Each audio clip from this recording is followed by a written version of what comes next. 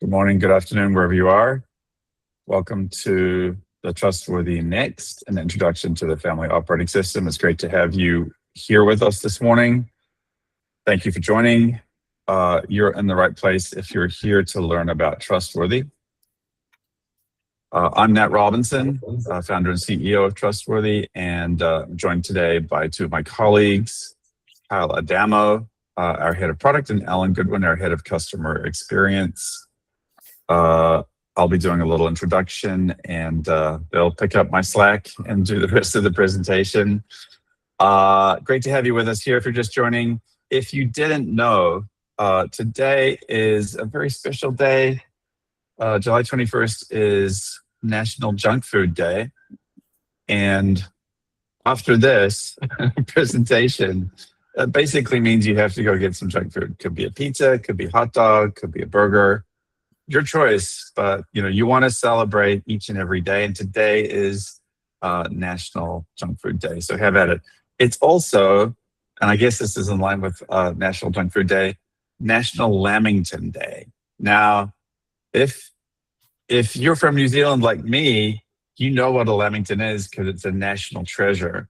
And if you don't, I'll explain. It's a sponge-like cake. It comes in usually like raspberry or chocolate. And it's spongy and it's covered in chocolate or raspberry or strawberry and then coconut on the outside and quite often a layer of cream in the middle.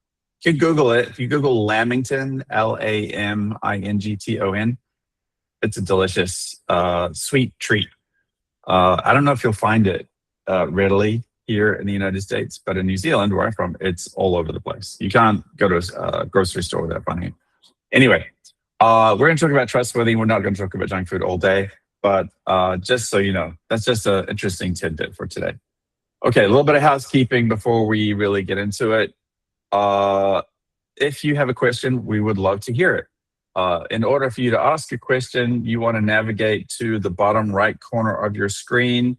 You'll see this grid of dots. Click on that grid, and then there's a long list of things here. One of them should be Q&A. If you click on Q&A, that's where you can type in your, hit the buttons that says ask a question, type in your question. We'll queue those up. We might get to them, during the presentation, certainly by the time we get to the end of the presentation. We'd love to hear your questions. Well, welcome. Today we're going to go through a look at the latest version of Trustworthy. It's called Trustworthy Next. Some great new features that you will see in the demo. We're going to talk about some of the AI capabilities that come with this version and how you can use that to get a better understanding of your documents, to get a understanding of your household, or to ask questions and aggregate information across your household. Some really powerful new capabilities that come with that. And we can talk about how we've implemented AI in a safe way and secure and private way for your information. So you get the best of both worlds. You get the sort of AI reasoning and intelligence, and you get your information. Bring those two together is really powerful. And we'll talk about that. And then you're going to see, a more just sort of general, more broad demo of some of the new features of Trustworthy Next. A quick introduction if you are new to Trustworthy. We've been building this system for family life for 6 years now. 6 years of our lives. Been really fun building this for our families and for your families. And the catalyst for this was just realizing how many different things people were using, were sort of cobbling together their own versions of Trustworthy before Trustworthy was available.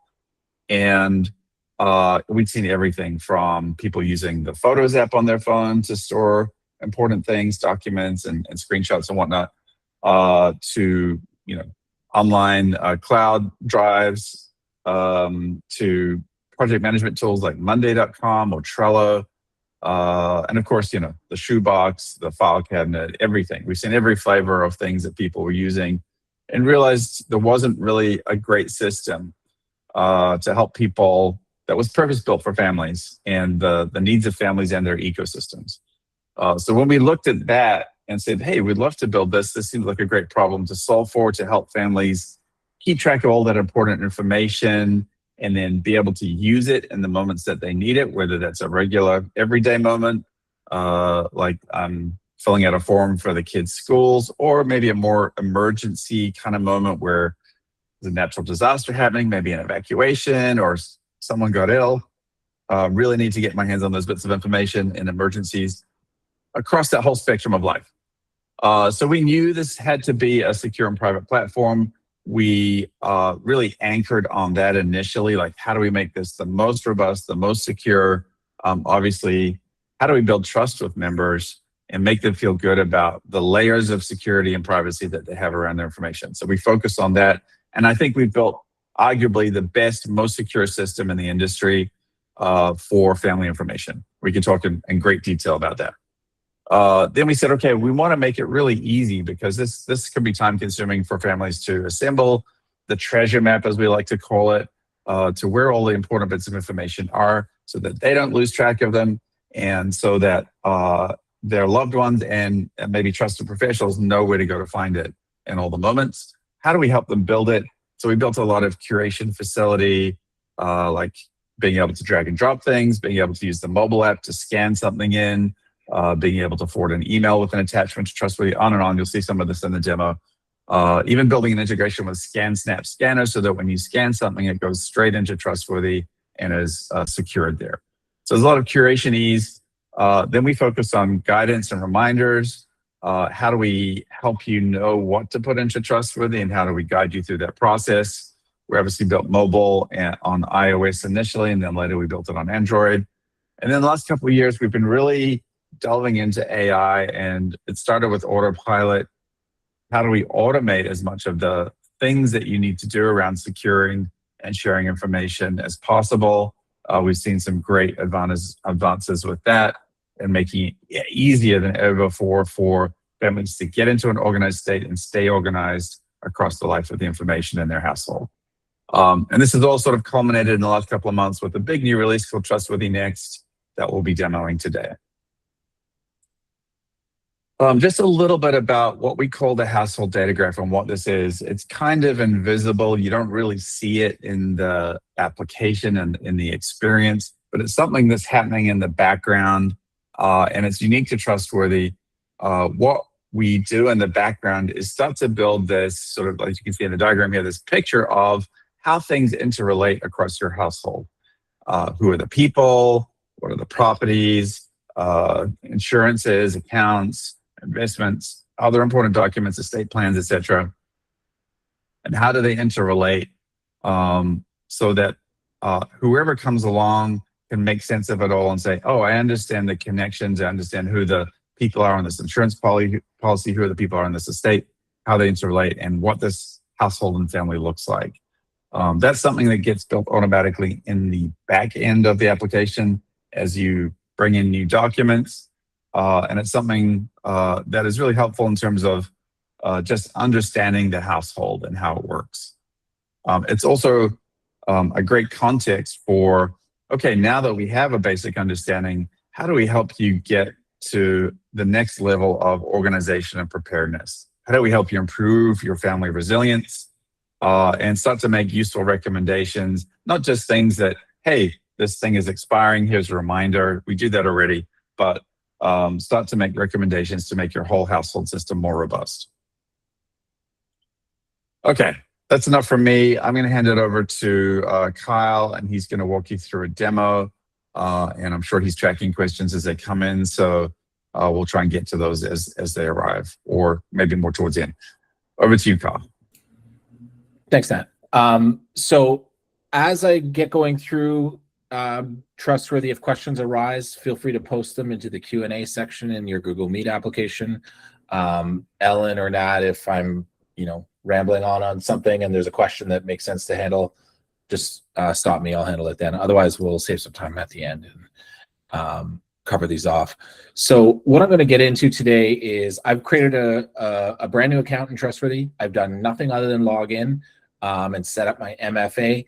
So I'm looking basically at a blank home screen. We're going to touch on the web app, and then we're going to look at the mobile app As well, remember the mobile app is available on iOS and Android. So you can go to the Apple Store, the Google Play Store, look for Trustworthy. You can download it there. We'll touch on when and how to grab your mobile device as well. I've logged in as David Reynolds. He's the account owner here on the Reynolds family within Trustworthy. And as it's my first time in, there's a couple things that I'll see right away. These items, these rows down here are what we call getting started items, and they help you discover some of the feature functionality in Trustworthy, how you can add, and you can click on any one of these to sort of jump you into certain areas of the system. You can, learn about emailing files into Trustworthy by clicking on that. It's going to take you to a settings area where you can see your email address that you can send data to. And these will backfill as you complete some of these. New ones will show up just to let you know all the different things that Trustworthy can do. It's not an endless list. It's kind of like the top 10 things that we think you should know about as you get started. What I want to do is I'm going to focus initially on getting files into Trustworthy. This is like the bread and butter of what Trustworthy is. We want you to store your family's household data in here. And typically those originate in files. There's other types of data you might put in, but let's talk about files first. So in order for me to get started, what I'd like to do is I'm going to upload a few files because I want to show you about the inbox and I want to show you about what AI does to help you get organized. And both those things, because I've got some files already digitized, I'm going to use those first. But we'll take a moment later on to talk about what if my files are paper and what if they're like multi-page files. How do I scan those and get those into the system? So let me start by, I'm just going to upload a few files in to Trustworthy, just so we can see what's going to happen here. So one thing that you can do is you can click your plus button to add files, or you can click add file here, or you can just drag files onto your desktop. And I've got a few passport files for my family, and I'm just going to drop those in. Just to get started so you can see what happens as files land inside Trustworthy. The first thing that's going to happen is we're going to scan those files and look for things like malware, things that if you were to share this file with someone and they downloaded it on their machine, you wouldn't want to compromise their machine by sharing an infected file. So we're going to scan those to make sure there's no malware. We'll email you if we find malware. We'll quarantine the file as well so you can't deal with it until we clean it. So after it processes these files, it's going to ingest these. It's going to extract some content from them. And what it's going to do is give you a suggestion as to where to file this file. And every file is a bit different as to where we think it should go. These passports, what it's going to do is it's going to ask you if you want to create a new location inside your family category. So every file that goes into Trustworthy needs effectively a page for where you're going to store it. So I can create a page that represents each of my family members and store files there. And in the case of these passports, what it's asking me is like, do you want to create a page inside the family category called Oliver Reynolds and put the file there? And it's going to do the same for Laura. Effectively, all I need to do here is like, if I think that's a good spot for it, I can click accept. It's going to move that file over. And what it's done here is on my family section, it's created a page for Oliver. And you'll also see these cards throughout that sort of help you understand some of the functionality in here. So these are like little tours that'll take you through and help you understand that you can edit things as you see them. But what's happened with this passport is it created this page for Oliver, and it's put the passport and extracted key data about the passport here on this page.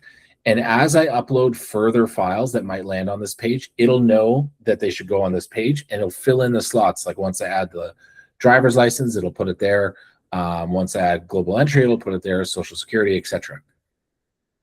Let me go back to my inbox, and I see these other ones here. You can also click on these rows or click the review button to see what this is all about. Sometimes, as you get fully going with Trustworthy, you might take, dozens of files in there and you might not know exactly what's what. You can also click on it to get a bit of a preview. You'll get a summary of it. You'll get some details about some of the other data that we're extracting from it. And you can see that we're going to create a reminder as well based on this passport. So, you know, as I say accept, essentially what it's doing is creating that page for Laura. It's populating all that data. If you encounter data that needs to change, you can also update it here as well. Okay, I'm just going to accept the filing location. If you don't want something inside your account, maybe you uploaded incorrectly, or maybe I'm going to show you a Gmail connection in a moment that lets you sync your files from your Gmail. Sometimes files might come in that you don't want. You can also use this delete file option to remove a file from your inbox if it's not something that you want. In this case, I'm just going to accept all these and let it build out my household. And you can see here what's happened is now I have cards for everybody. And if I go into David Reynolds, for example, I'll see that passport there as well.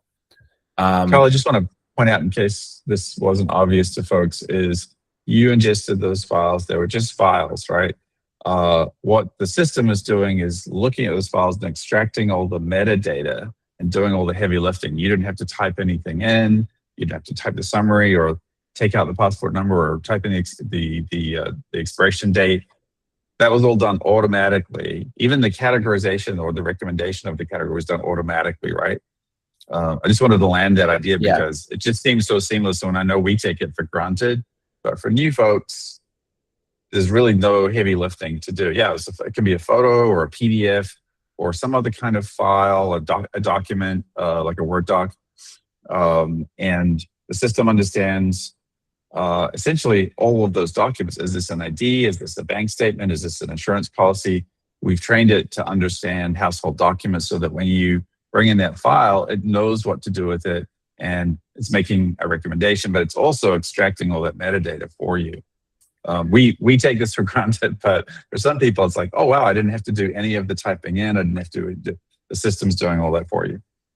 And on top of that, I've just dragged a few more files in there just to show you that it's not always creating a new page to store a file. Sometimes it's taking a file, analyzing the existing pages across all your categories that you have and determining I should move this file to this existing page. And here's a good example. I've uploaded driver's licenses now, and it's like, you know what? We've got this filing location, Laura Suzanne Reynolds. You'll notice there's no new badge next to it. It's not a new page. It's an existing page.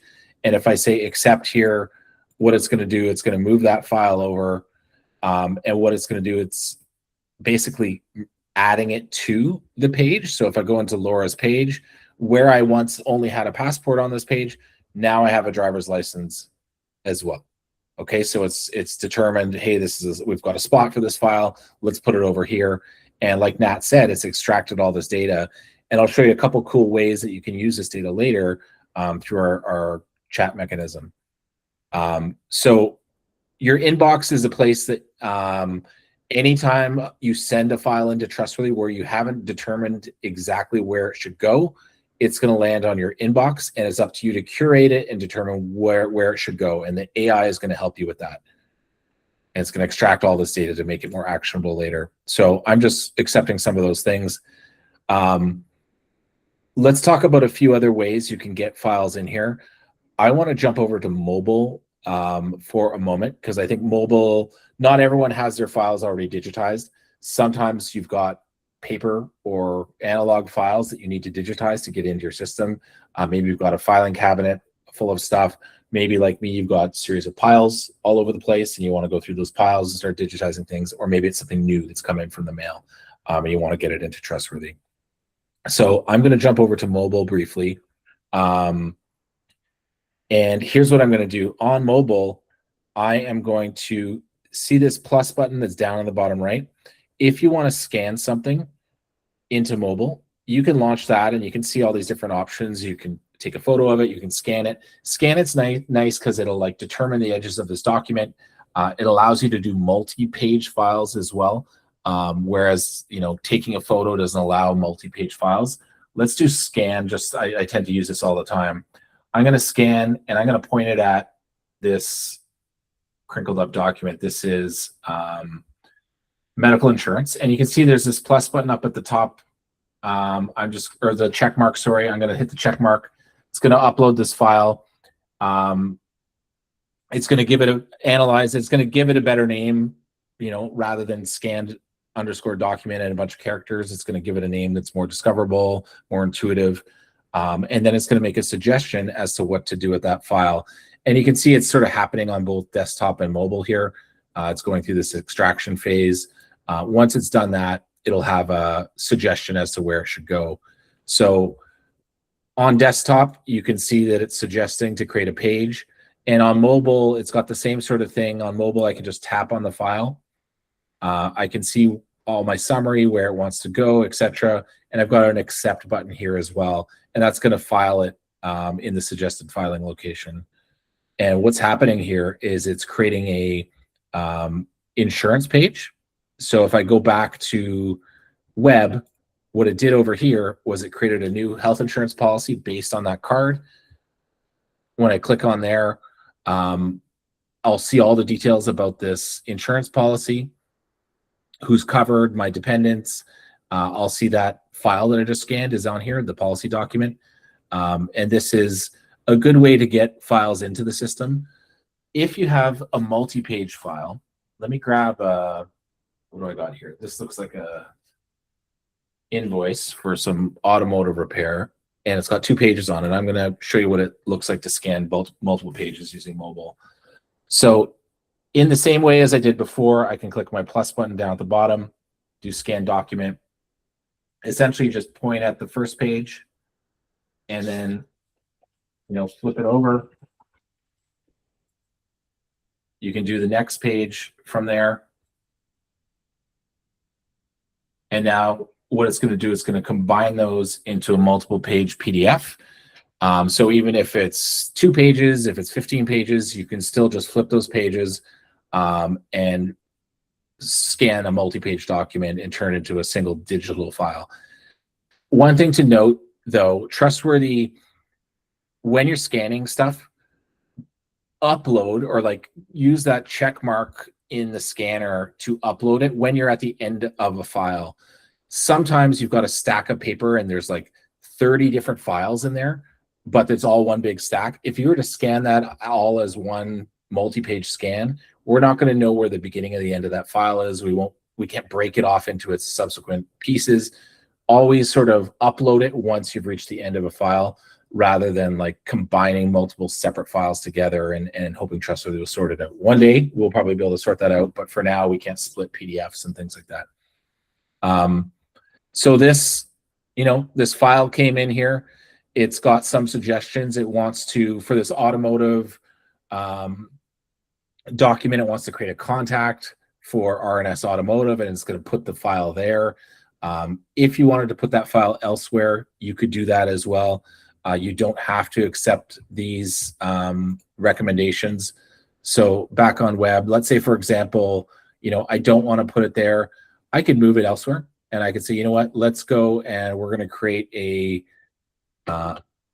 vehicle in my property category, and we're going to call it Nissan Rogue, and it's going to create a new page for that, and I want to store this here under the files section on that page. Or maybe I want to create a folder and call this maintenance. And now I want to store the file on the Nissan Rogue page under maintenance, and I'm going to move it there. And what that's done is it's created a page for me, and there's a files section, and I've got a folder called maintenance, and that file is in there. And you could maybe upload all of your invoices or paperwork related to this vehicle maintenance to this particular folder. Okay, let's talk about another way to get data in to Trustworthy, and then we'll take a step and talk about, okay, how do we get data out when I need it? Let's talk about email. There's 2 stories I want to tell you about email. One is you can forward emails with attachments into Trustworthy. And here's what you're going to want to do. If you go to your settings, there's an option here called email to Trustworthy. And there's an email address here. This email address is one that you can use to send files to Trustworthy from any device that has email on it. So what I like to do is to make it easy to send stuff to this address. It's a big, long address. You're not going to be able to commit it to memory, or if you can, we're hiring, so you can join Trustworthy. If you've got this email address, what I suggest doing is add it to your default contact manager, like whatever you use for managing contacts. In my case, I'm a Google guy. I like to use Google Contacts for things. You might have Apple contacts, you might have Outlook contacts. Add this email address to those contacts. So here's what I'm going to do. I'm going to add it to Google Contacts. I'm going to call this July webinar Trustworthy. And I'm going to put the email address in here, and then I'm going to save. So now I've got a contact in there. And what this means is anytime I'm looking at an email that has an attachment, we're not able to deal with emails that don't have attachments yet. We're extracting the attachments from this email. So remember that the email has to have an attachment. If I'm looking at an email that has an attachment on it and I want this to go to Trustworthy, I can simply say forward, and I can find my contact that I added to my contact. So I just, in the to field that I started typing the name of this contact, it's come up, and now I can send this. So what's going to happen is in a moment or two, this file will land in my inbox. I'll see it. It'll process and go through the same processing that you saw when I uploaded files or scanned files. It's going to go through that same process. And all I had to do was forward it. So that means I could do this on mobile. I could forward emails on my mobile device to that same contact. I can share an email address with other people and say, maybe I'm working with a real estate broker. I'm like, send all the closing docs to this address. They can do that as well. Okay. So this file's coming in, it's going to process it and determine what to do with that. The other thing that you can do, so that requires a bit of like muscle memory as far as like when I get a file in my email that's important, I need to send it to Trustworthy. Alternatively, you can connect your Gmail. If you're a Gmail user, you can connect your Gmail inbox to Trustworthy, and we're going to automatically pull attachments that come in and put them inside Trustworthy. I have this set up on my account, so anytime, like especially in the summer, we're getting all these things from kids' camps.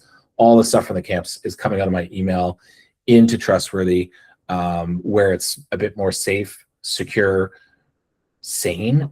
We've had people describe their email inbox as the mosh pit, and Trustworthy is more like the Zen garden. We're getting stuff out of the mosh pit into the Zen garden. You might not want everything that comes in your email as an attachment into Trustworthy. You can just delete it, or you can block certain senders. But let me show you how this works. I'm going to go back to settings. One thing to note is there's also what we call super add, this like global add that you can just click add from anywhere inside Trustworthy. It's going to pop up this modal. This will also show you other ways to get data into Trustworthy. Some of these things are also available from your settings menu as well. I'm going to just go through here and connect my Gmail account. Okay, I can click on that. I can determine, like, you know, when I connect Gmail, do I want it to only pull new files? Do I want to go back a year, 2 years, a time range, etc.? I'm going to do a 1 year, and I'm going to connect into this account. So you're like what's called OAuthing to give it access. You can delete this connection at any point just by clicking on go to settings, go to connections, click on edit. But what's happening here is it's pulling all these files. You know they came from Gmail because of the Gmail icon. So it's found a bunch of stuff that was like a PDF or some kind of supported document type inside my email, and it's going to pull those in and process them. And they'll sit in your inbox waiting for you to curate them. So if it's not something that you want, you can use this to delete. If it is something that you want, you can accept the suggested filing location or move it to where you want it to go. Okay, and where that's configured, like the official place is under your account menu, under settings, under connections. And if you ever want to disconnect that, you can just come in here and say disconnect. If you ever want a refresher as to what account it is, or if you want to add another account, you can do that as well. Like if it's you and your spouse and you both want your personal emails to come in, you can do that as well. Okay, it's pulled a bunch of files in here, so it's taking a bit to process through these, but it's found like a vehicle title. It knows where it wants to put that. it's found this, oh, that was a previous all state that I forwarded in, but it's going to churn through these and come up with a plan for them. And we're going to be looking at adding other connection types down the road. So we got the Gmail one, but we're going to be looking at Google Drive and Dropbox and OneDrive as well. Kyle, if I might jump in really quickly, Yeah. I'm going to tackle a question with you. The question was about whether we can handle Spanish language documents. And what's interesting is with the recognition that our system is doing, it can. So I've done a sample for a customer of a car registration completely in Spanish.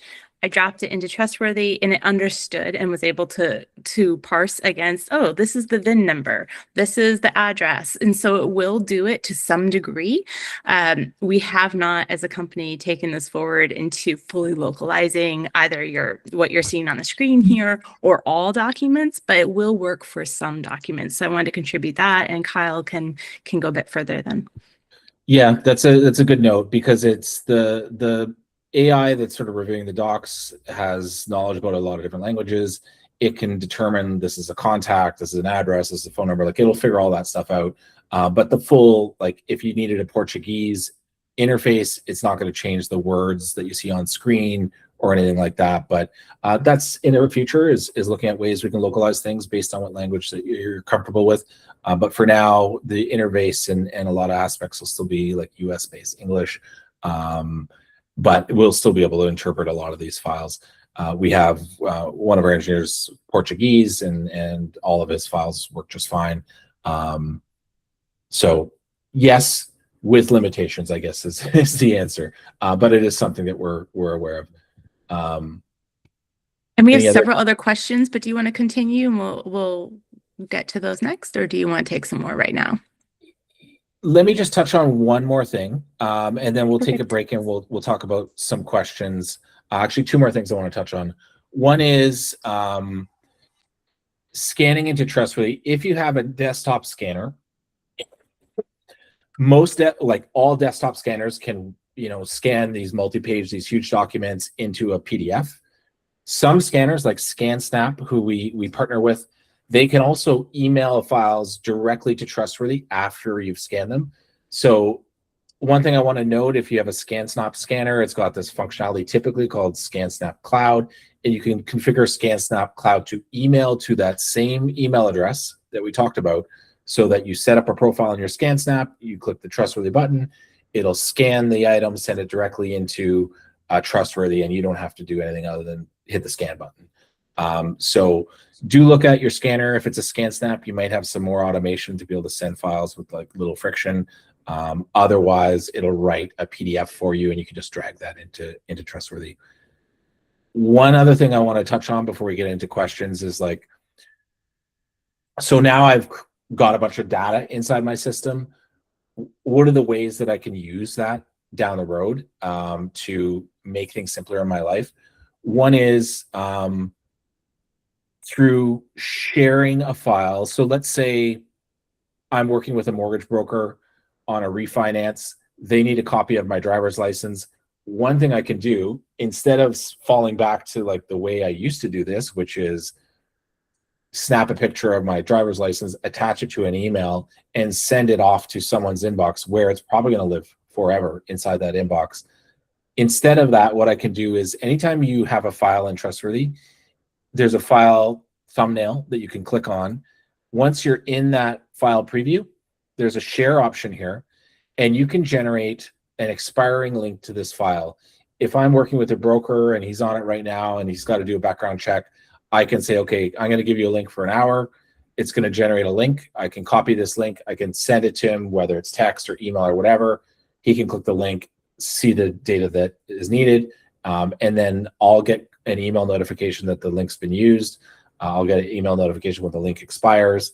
And then it's like, it doesn't solve all of your privacy concerns that you might have with data, but it's an increment that's way better than the alternatives, which is like send it permanently into someone's inbox. So I like this option of secure links for sending. It doesn't have to be just an ID. It could be like a will, and you wanted to send it to somebody and you want that link to expire after a time, you can do that as well.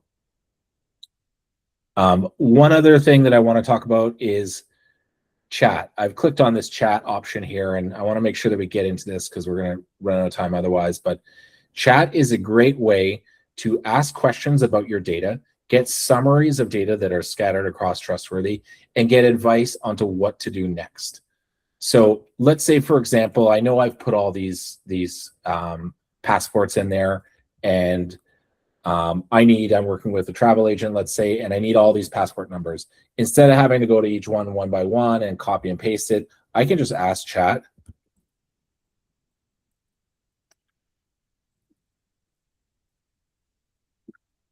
And what it'll do, it'll scan through your Trustworthy, it'll find that data, it'll present it in a way that makes sense. In this case, it's probably a table where it's going to list every person and their passport number. And just like that, now I've got a summary of all those passports and links to jump through to those if I want to see more information. But this could be summarize all my vehicle registrations, it could be passports, it could be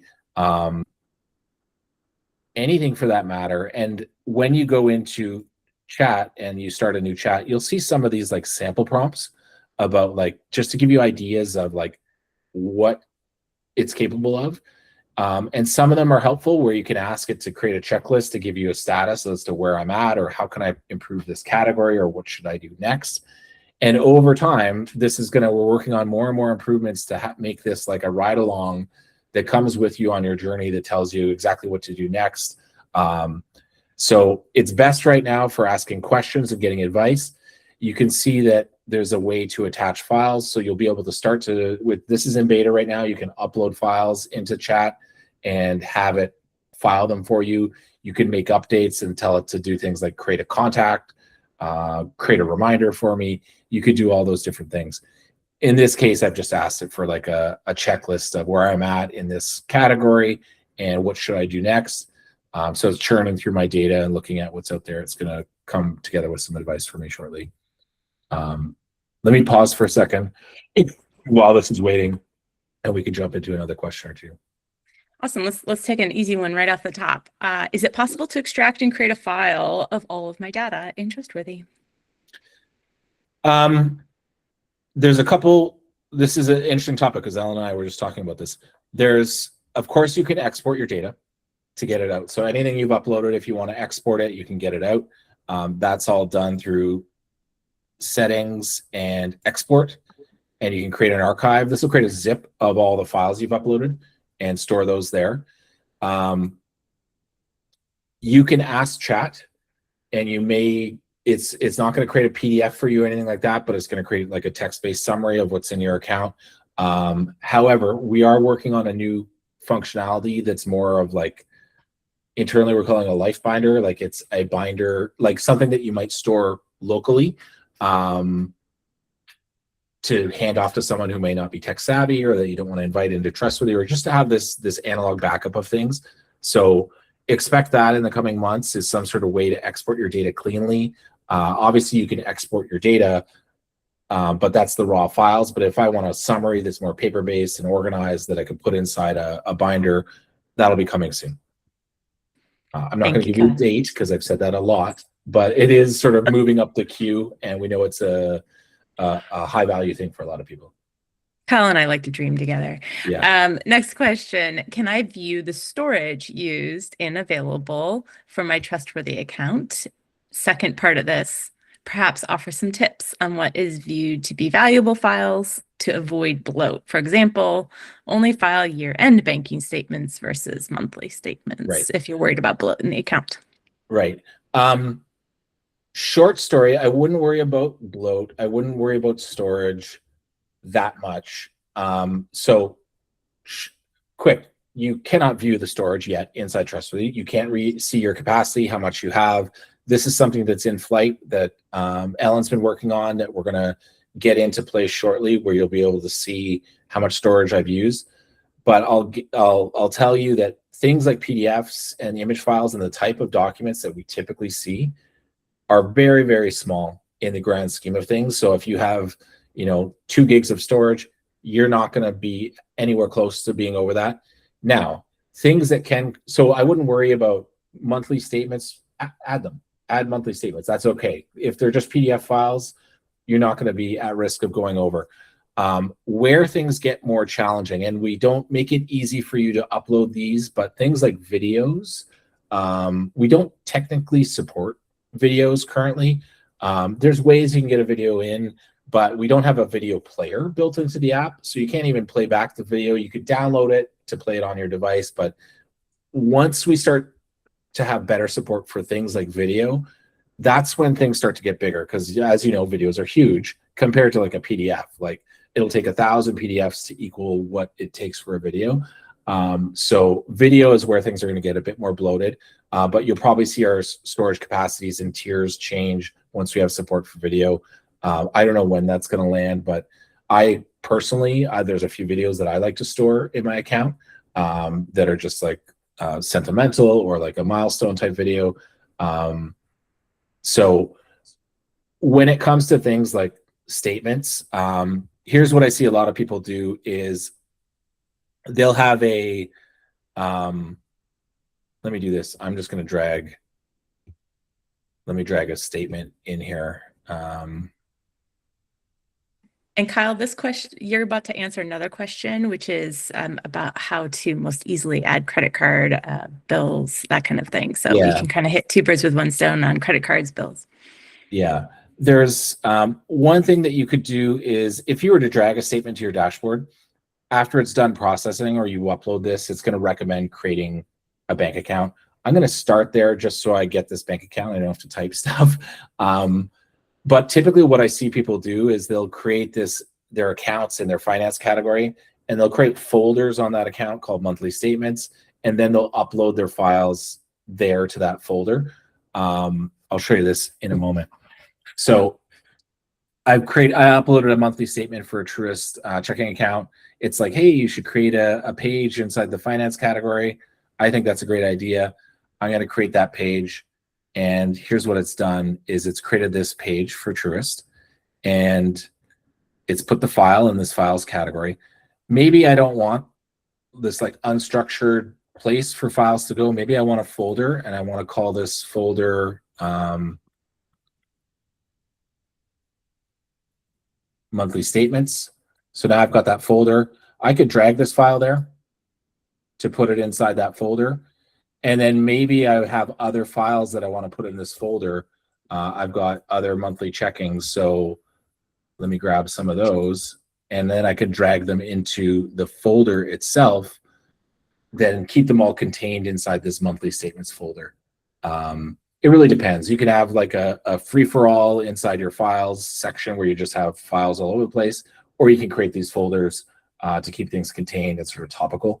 I do that with a lot of things, especially around property and homes and real estate. I've got utility bills folder. I've got a folder for closing docs. I have a folder for inspections and maintenance, etc. So you can do a lot with folders. I was gonna say, I love folders. Oh, go ahead, Nat. You go first. Yeah, I was just saying one of the compelling reasons now to upload these kinds of statements, or maybe your power usage kind of bill, you bill utility bills, is that you can then interrogate them using chat and say, like, how's my power consumption over the last 12 months? Or inspect my statements, credit card statements for any recurring subscriptions, and tell me what they are. And you get sort of that analysis capability to look at a lot of data very quickly through interrogating through chat, and maybe surface some things that you didn't realize were happening. And I think folders also just offer a lot of us who still think in folder fashion, a home for things. So on each family member in my family, we each have folders for extra vital documents, or, I have one that I somehow being the steward of family research, and I have a folder for that. And, so it's a nice place to store things as well per family member if you need some extra space. Kyle, next question. I have a number of old files that I uploaded, and they are titled generic documents. Does it make sense at this point to delete and re-upload those as new and let the AI decide what the name is and where it should be filed? So if let me just pull up an example. So when you look at the file, and instead of something like 2025-11-13 RS Automotive, instead of that, if it says generic document, chat with us here, and we can look at your account, and we may be able to, this is like a migration thing that was like, somehow the migration didn't get this right. And if it's called these generic documents, like if that's the name of the document, we can rename them and go back to like the original file name. So this might be more meaningful to you. If it's instead of like, if it says generic document instead of invoice here, like in this little subtext, then maybe a re-upload would help, because it's going to reanalyze and try and determine what type of document it is. There's two different issues there, but if like the document name itself, like when you preview it, if it says generic document up here, we can sort of rename these and fall back to the original file name. So that's something that, chat with us and we'll figure out what's the right path. And when I mean chat, I don't mean through the Trustworthy chat, but this chat. That's not the chat. Sorry, click the help. So many chats, I'm confused. So this help will sort of ask you a few questions to route you, and then eventually you'll speak to somebody who can help and figure out what we can do with your account. So we have a few options here. Thanks, That's Kyle. I just want to add, you can obviously manually change the name by clicking on the file, and then there's a little edit icon that shows up at the top there. You could type in a name that makes sense to you, but that would be cumbersome if there's more than a handful. But that's a quick fix. Of course, the other way is if you had, a dozen or so, then you could re-upload them and reprocess them through the latest AI capability. But I'd maybe start with a chat conversation for your situation first. Yeah, that's a good question. We've seen that before, Lizzie. Yeah. Perfect. So we have a few more questions still to get to. I'd like to hear of best practices for sharing a trustworthy account relative to family members versus family attorney, and if sharing filters can be applied to specific users. So let's talk about, so we talked about sharing files sort of on demand, ad hoc, what we call secure links. Those are typically for non-collaborators, so people that you have more of a temporary relationship with, a broker or someone you would never invite into your account. You just need to get the file to them. However, there's certain personas that you work with in life that should have access to Trustworthy. And let's talk about those. These are called what we call collaborators inside Trustworthy. And the way you can access them, if you go to your account menu and go to manage access, you'll see yourself in there as the account owner, but you can add other people who can get access to log into your account in various ways. Adding collaborators is only available on paid plans. So, well, you can add legacy access collaborators on the free plan, but and I'll explain what these are. There's different access levels. So full access is typically a spouse, most trusted loved one. It could be a personal assistant. It could be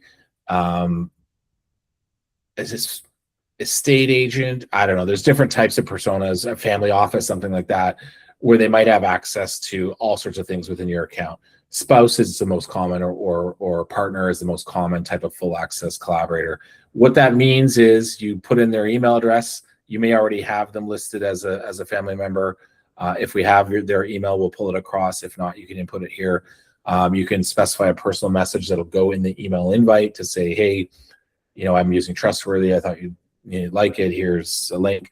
This will invite them into your account, and they'll have full access to everything, which means they can add things, delete things, view things, etc. There's another type of user called partial. And what partial is you would use this for maybe, I don't know, adult children who you don't want to see, you don't want to share everything with them, but maybe some things. Or you're working with a wealth advisor and you want to share, or a tax consultant, you might share certain things with them. Let me show you how this works. So I need to put in an email before I can proceed. Geez, I can't type.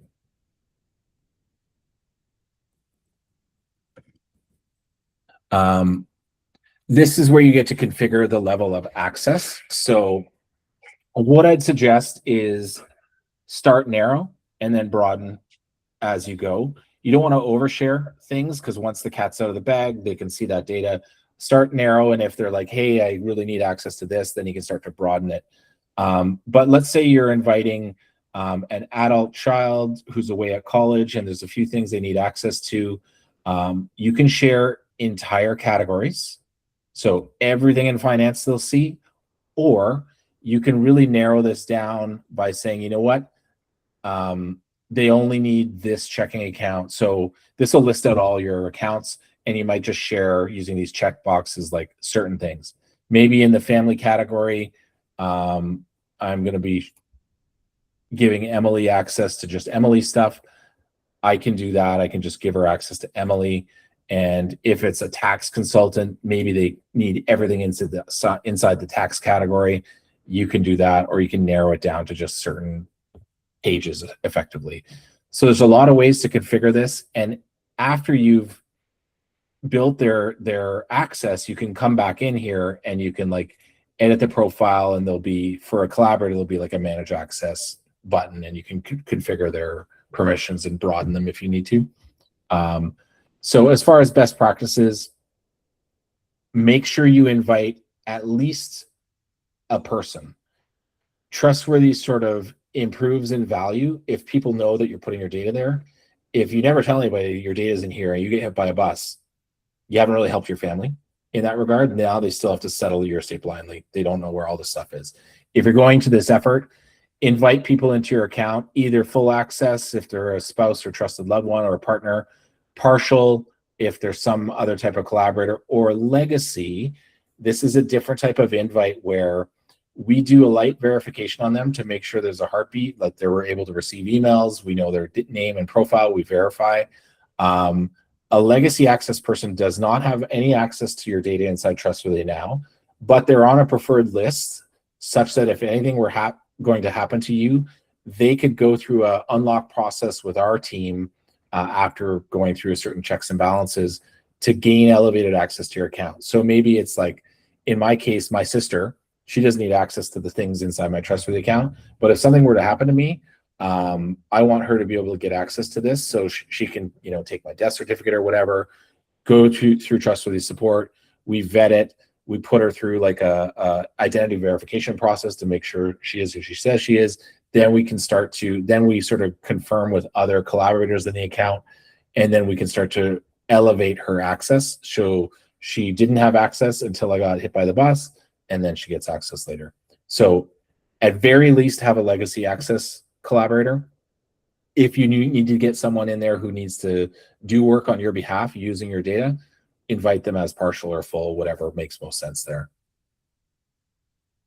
Okay, and you can always delete these collaborators if you have a falling out and you don't want them to have access. You can still remove them. It's not like it's locked in forever. Excellent, thank you, Kyle.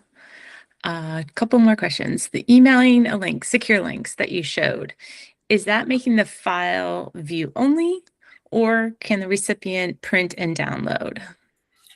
The recipient can. I'll show you what it looks like on their end. Let me go into a different browser here.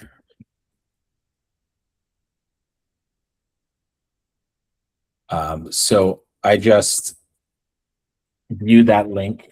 This is what they'll get. If it's a multi-page file, they can scroll through it. You can see that they can download and they can print. This is something that, this is the way it works now. We've got a feature in our backlog that we haven't built yet that's when you're generating the link, we're thinking of making those optional, that you can disable these options. It still doesn't prevent someone from grabbing their camera, taking a picture of this, but incrementally, there's different things that we can do. But for now, this is what it looks like.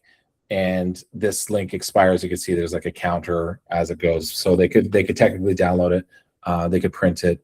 But in the future, you'll see more config options there, including adding a password to this file that you can define. So there's more on our end that we're looking at doing.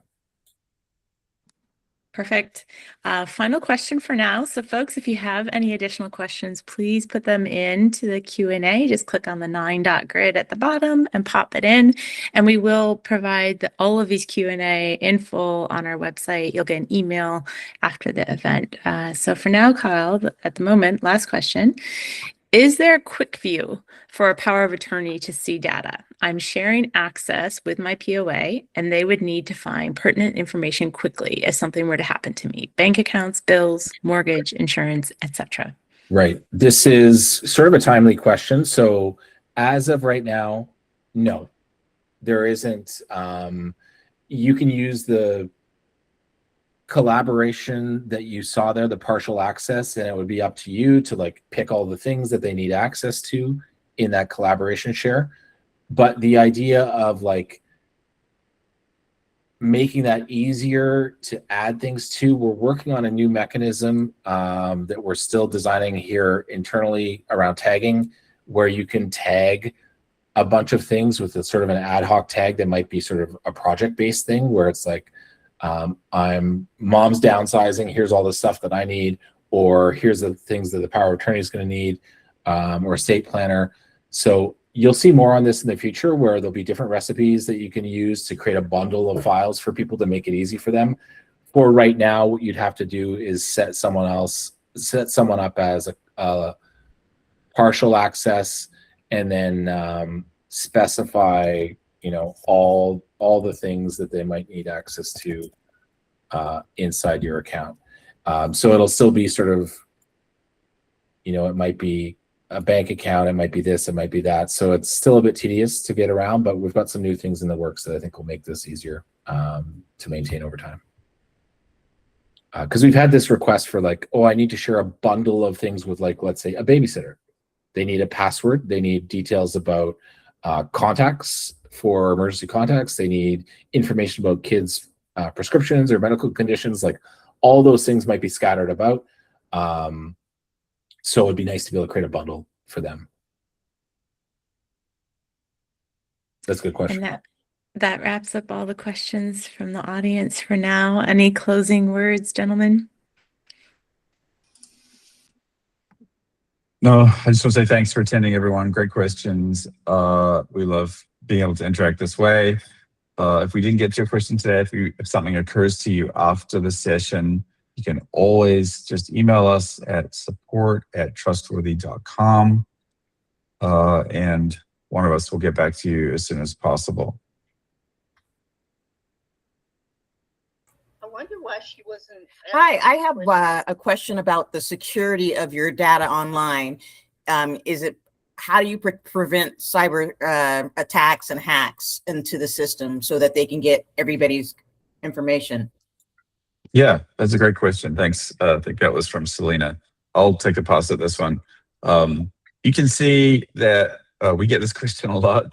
We've built a web page to give you as much information as we can securely share about our practices and how we keep your information private and secure. It really starts, obviously, we don't let you enter any information until you've set up your account with robust credentials. So you can't create a password that is like 1, 2, 3, 4, 5. You have to create a robust password. And then you have to have multi-factor authentication. That's or sometimes called second-factor authentication. And you can choose lots of different kinds of second factor. It could be an SMS message. It could be a biometric. It could be a hardware key. If you have a hardware key like a YubiKey, we support all of those. So that's sort of the very first layer, is making sure that you have those robust credentials and second factor authentication, which is great at preventing social hacking or those kinds of attacks. Beyond that, we have some secret sauce called tokenization, where we take the very secure information in your account and tokenize it and extrapolate it away from your account. You're the only one that has the token or the kind of the key to retrieve that information. So even if we did have a breach, which we've never had, that information wouldn't be retrievable.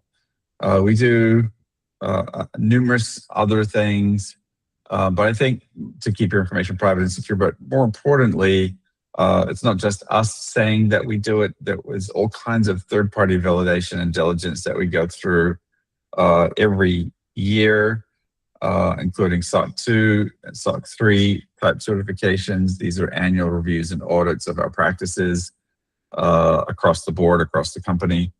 HIPAA compliance, GDPR compliance, on and on. You can get a good explanation of those at trustworthy.com/security. Really, this is the basis of our entire business. So we take it very seriously, and it's constantly being updated and monitored and improved on.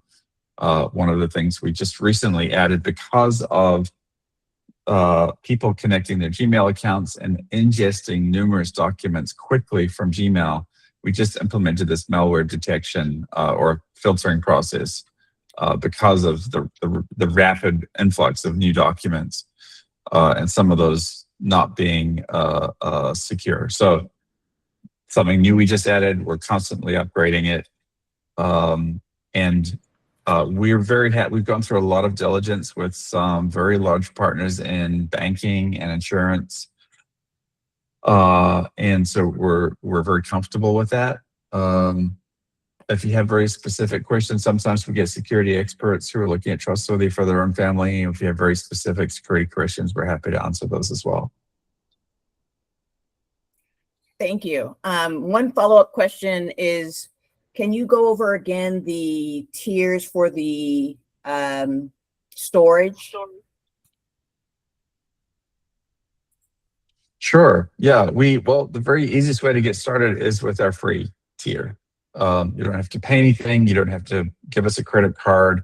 You can just log in, use it for free indefinitely. There are some constraints on doing that, but that's a good way to kick the tires on Trustworthy and see if it's the right fit for your family.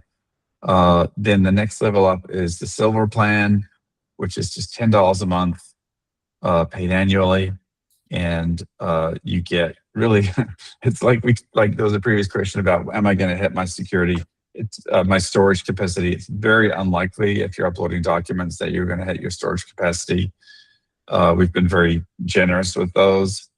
And in the not too distant future, you'll have a way to, I've used a gig of my 20 gigs kind of thing that will be available. But for all intents and purposes, they're for documents, there really aren't any big constraints.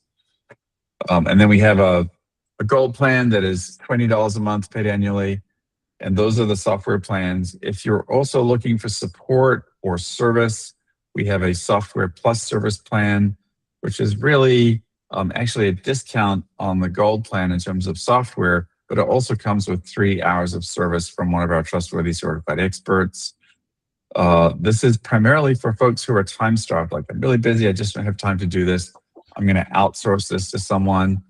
Or if you have a loved one who lives remotely, maybe an elder, and you want someone to go help them digitize documents or learn about Trustworthy and get things set up in Trustworthy, that's a great solution. We have Trustworthy certified experts all over the country, even in Canada, and they can go sit with your loved one and help them get everything dialed in, get their life in order, and get everything organized and Trustworthy. Thank you, Nat. So we're up against time, everyone. I've posted information in the chat where you can send us any additional questions that we didn't get to. We will post those online, usually in the next day or so, if not faster. I will post your questions along with those that we've already covered. And this is a joy for us. As Nat said, there's nothing better than being able to work with you all directly and hear your questions. So please don't be shy. And with that, we'll wrap. And we really appreciate you all being here, and we appreciate you being a part of Trustworthy.